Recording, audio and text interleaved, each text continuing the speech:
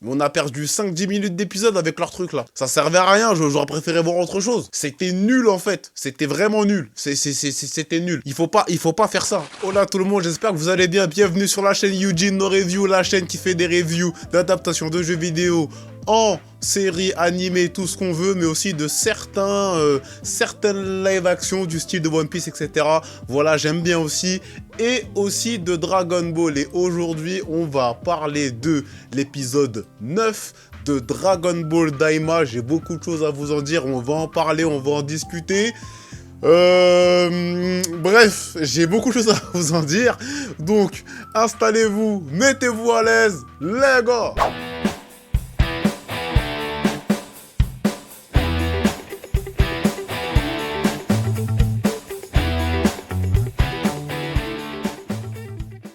Alors, cet épisode 9 de Dragon Ball Daima.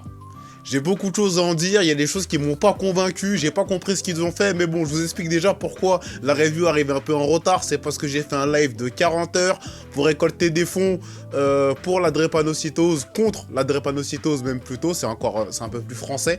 Déjà, voilà, sur la chaîne principale Arnaud Eugene. Donc 40 heures de stream ce week-end, je ne pouvais pas, j'étais trop mort pour faire les reviews, mais là, celle-là, elle arrive, elle est là. Bref, voilà, je me suis justifié, on va pouvoir faire la review de l'épisode 9. Donc, on va en parler très rapidement. L'épisode 9, on va faire un petit résumé à la Zub, comme d'habitude, et après, on va revenir sur les différents éléments que j'ai pu relever et remarquer, et pour lesquels, justement, je vais un peu vous parler un peu de tout ça, etc. Donc, petit résumé à la Zub. Ils ont gagné, donc après, ils vont se reposer à l'hôtel. Voilà, simplement. Donc, pour aller se reposer à l'hôtel, il faut que Goku cache sa coupe de cheveux. Donc, il cache sa coupe de cheveux avec un bonnet que lui donne Panji. Bref, ils sont à l'hôtel, ils mangent, petit gag de la douche concernant Goku, on en reparlera, voilà. Après, coup de diversion, parce qu'en fait, il y avait les premiers méchants de l'épisode 1 à qui ils ont mis une raclée.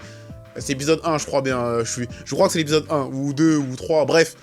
Dans le début, là, quand ils ont fait le délire un peu à la Star Wars dans le bar, voilà, à qui ils ont mis une raclée. Qui étaient là, donc qui ont reconnu Goku, à qui ils ont volé la Dragon Ball. Bon, ça n'a pas duré très longtemps, ils ont retrouvé la Dragon Ball, etc. Voilà. Ensuite vient l'arrivée de Vegeta. L'arrivée de Vegeta dans l'animé, et enfin dans l'animé, c'était déjà là, mais là, voilà, on voit le Vegeta, etc. Donc on apprend qu'on a volé leur vaisseau. Encore une fois, c'est une Reddit, enfin bon bref. Donc du coup, là, ils sont en galère. Ils attendent Son Goku qui vient les voir, qui parle avec eux, qui leur dit « Ah bah finalement, je suis venu, mais on peut pas vous prendre dans le vaisseau. » Bon bah, voilà, bah nous, on part faire ça. Bah vous, pendant que moi je fais ça, bah faites ça. Et puis, bah on verra après, ok? Bah allez, salut. Grosso modo, c'est ce qui s'est passé. Après, les méchants à qui Vegeta a mis une raclée la veille reviennent pour essayer de se venger. Évidemment, c'était couru d'avance, ils se mangent une grosse raclée.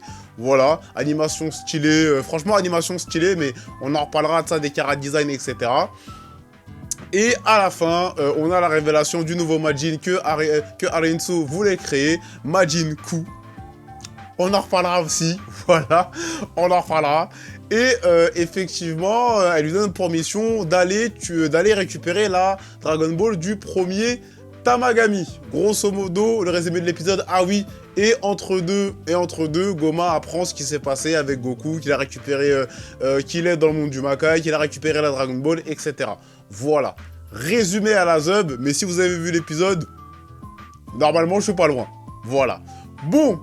Les différents éléments que j'ai remarqués. Donc, bon, petit gag de Goku avec le bonnet. Bon, c'était un peu marrant de le voir avec un bonnet kawaii. Voilà. On n'a pas l'habitude de voir Goku comme ça. Donc, c'était un peu marrant. Ça m'a fait un peu sourire. J'ai dit, ah, mais là, ils abusent. Mais bon, ça m'a fait quand même un peu sourire. Voilà.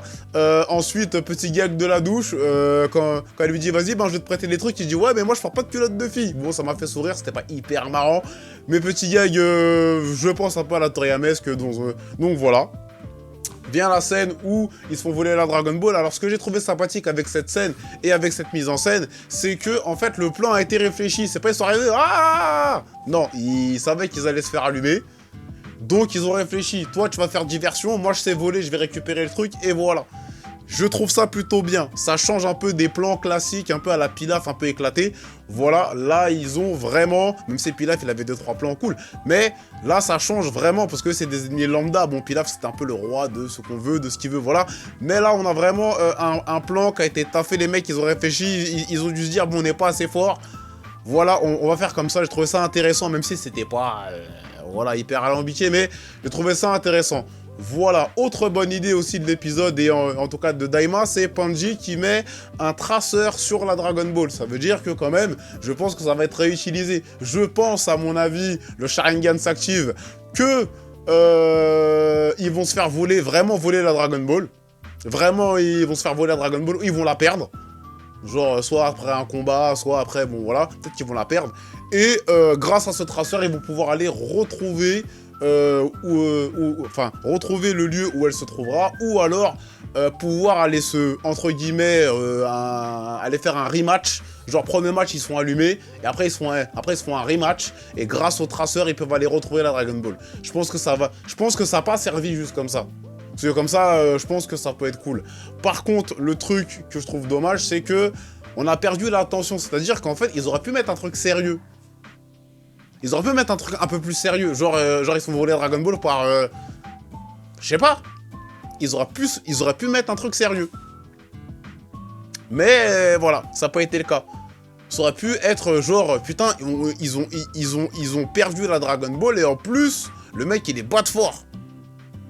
Donc comment ils vont faire? Parce qu'il faut qu'ils aient récupéré la deuxième, mais il faut qu'ils aient aussi récupéré la première, qu'ils ont perdu 20 centimes, qui sont forts. Comment ils vont se débrouiller, etc. Ça aurait pu être stylé. Et en plus, ils auraient pu faire en sorte que, comme par hasard, Vegeta il tombe dessus, il l'allume, il voit la Dragon Ball. Ça aurait pu être stylé. Je dis ça comme ça. Dites-moi en commentaire ce que vous pensez de mon imagination comme ça. Vegeta, il arrive. Comme par hasard, il tombe sur la Dragon Ball, il allume les types. Goku qui vient les chercher, leur dire ouais Vegeta, t'as vu on a pris la Dragon Ball, il dit c'est ça que tu cherches. Fin de l'histoire. Fin de l'histoire. La rencontre aurait pu être stylée, parce que du coup, si Vegeta avait pu récupérer la Dragon Ball, qu'il y avait un traceur sur le truc, ils auraient pu retrouver Vegeta. Bref, ça aurait pas fait de non-sens et du scénario pour rien, mais je vais revenir dessus juste après. Comme j'ai dit dans le résumé, Goma apprend du coup juste à l'instant, à l'épisode 9, donc pour eux, je sais pas comment ça se passe le temps, mais à l'épisode 9, que Goku vient d'arriver, qu'il a pris la Dragon Ball au Tamagami, etc. Donc, voilà. Le gros bémol de l'épisode, c'est le manque d'inspiration concernant la réutilisation un peu de l'épisode 1 avec Goku. Il va manger, il met une raclée au type, ils volent leur vaisseau... Du coup, ils ont plus de vaisseau, les mecs viennent se venger, ils prennent une raclée, voilà. Je trouve ça vraiment naze. C'est vraiment naze. Comme j'ai dit, le scénario que j'ai sorti juste avant est plus intéressant. Ouais, je le dis, il est plus intéressant. Que le mec ait réussi à voler la Dragon Ball, qui va retourner au club ou nanani pour dire les mecs, venez, on vole le truc, Vegeta il pousse le mec, il lui met une raclée, finalement le mec il a la Dragon Ball. Et de toute façon, Goku devait aller rejoindre Vegeta. Mais s'il devait d'abord chercher la Dragon Ball, bah, il serait tombé sur Vegeta par hasard. Et là, j'aurais dit, ok, en fait, c'est parce qu'il l'a cherché, même s'ils peuvent pas les prendre avec eux. Mais voilà, j'aurais trouvé ça stylé, voilà. Mais c'est dommage que ça n'a pas été fait comme ça. Surtout qu'un appel, en fait, le mec, il aurait pu appeler simplement le roi du 3e monde, leur dire, on nous a volé notre vaisseau, est-ce que tu peux nous renvoyer un vaisseau? Donc, en fait, ce qu'ils ont fait, ça a servi à rien. Ça n'a absolument servi à rien, à fucking rien. Donc là, j'ai pas compris pourquoi ils ont pris ce tournant scénaristique, alors que l'idée était pas mal à la base. L'idée était pas mal. Si le mec, il avait réussi à s'échapper, etc., comme je vous ai dit, l'idée était pas mal. Mais mon idée est meilleure. Dites-moi en commentaire, mais mon idée est meilleure. Mon idée, je la trouve meilleure quand même. Voilà. Ensuite, je me demande, une petite question que je me pose. Est-ce que le 3e œil ne serait pas... Alors, je pense pas que ce soit possible. Mais imaginons, parce que bon, ça peut être quand même assez gagueste, que le troisième œil, le truc un peu le plus puissant qui peut rendre le roi du Makai, du Daimakai, le roi d'un des mondes archi fort, est à la ceinture du serviteur d'un de ses rois. Ça serait stylé. Ça serait marrant. Que finalement, en fait, le truc, tout le monde le cherche, mais il est là. Ça serait marrant, je trouve. Je pense que ça serait marrant. Après, voilà. Mais je me pose la question, est-ce que c'est pas ça, troisième œil, du coup? Est-ce que... Je trouve ça un peu chelou, le truc. Pourquoi il a ça? Voilà, donc c'est une question que je me pose. Vous me direz en commentaire ce que vous pensez. Et en fait, ce que je trouve dommage aussi avec le scénario de Vegeta, en fait, ouais, je reviens dessus, c'est que ça a juste servi à dire, vous allez faire ça, nous, on va faire ça. On a perdu 5-10 minutes d'épisode avec leur truc, là. Ça servait à rien, j'aurais préféré voir autre chose. C'était nul, en fait. C'était vraiment nul. C'était nul. Il faut pas faire ça. Il faut arrêter de faire ça. Parce que c'était nul. C'était naze. Voilà. Ensuite. Ce qui est aussi intéressant. Alors, c'est intéressant. Mais bon. On a la révélation que les Saibaman viennent à la base du Daimakai parce que Maarba avait des graines de Saibaman et justement, entre guillemets, les distribuait, les vendait dans le monde des Ningen. Bon, ok, soit. Moi, ça me dérange pas cette explication-là. Franchement, ça me dérange pas. Ça fait, à mon sens, ça fait pas de non-sens, etc. On nous a jamais dit qu'ils avaient une planète, etc. Donc pour moi, ça fait pas de non-sens. Ils ont juste pas les oreilles pointues. Bon, ça c'est autre chose. Mais pour moi, ça fait pas de non-sens. Voilà, je tiens à le dire. Comme ça, il n'y a pas de problème. Donc l'apparition du nouveau Majin Ku. Alors, j'aime pas du tout le design. J'aime vraiment pas le design. On dirait Pao Quan, mais Pao Quan, c'est ça? Ou Paul Quan ou Pao Quan ou Paul Quan dans la version VF. On dirait Paul Quan en moins bien. Voilà. Donc, je trouve pas ça... Le design, il est pas ouf. Mais ça se trouve, il est grave badass. Mais le design, il est pas ouf. Maintenant, ce qui est intéressant avec cette apparition de ce Majin Ku, c'est la mission que lui donne Arienso. Arienso lui dit, on va faire un test. On va voir si t'es vraiment fort. Va me récupérer la Dragon Ball du premier Tamagami. Voilà. Et en fait, je pense qu'elle veut voir s'il est capable de battre Goku. Parce que s'il arrive à battre le premier Tamagami, comme on n'a pas vu la puissance max de Goku dans cette série, et surtout de comment il est nerfé, donc on ne sait pas jusqu'où il peut aller dans les transfos.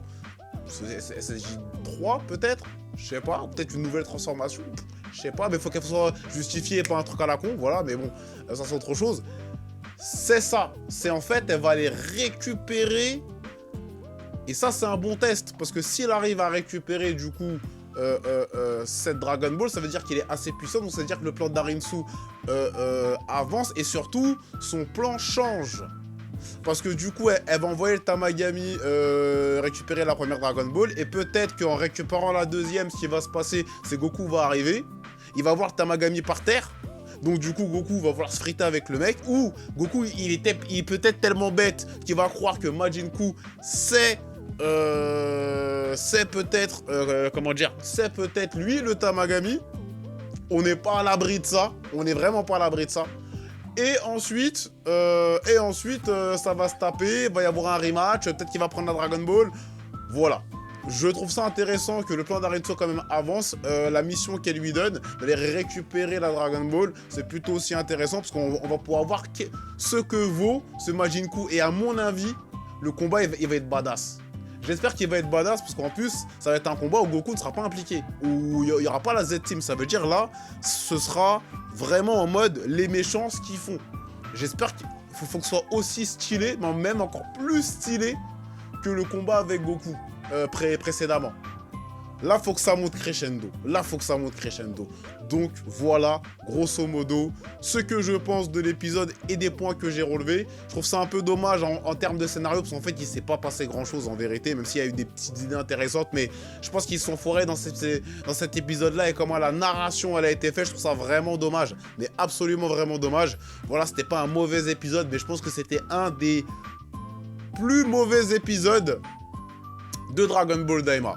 Voilà ce que j'en pense. Donc si t'as kiffé la vidéo, laisse ton meilleur Big Bat pouce bleu, ouais, pouce bleu, parce que j'arrive plus à parler français. Pouce bleu sur la vidéo. Ok, surtout, bah, mets en commentaire ce que t'as pensé de l'épisode, ce que t'as pensé de mon avis, ce que t'as pensé de mon analyse, et de tout ça, d'accord. Également, n'oublie pas de t'abonner à la chaîne, hein, parce que c'est méga important, moi ça m'aide aussi à évoluer et faire les choses.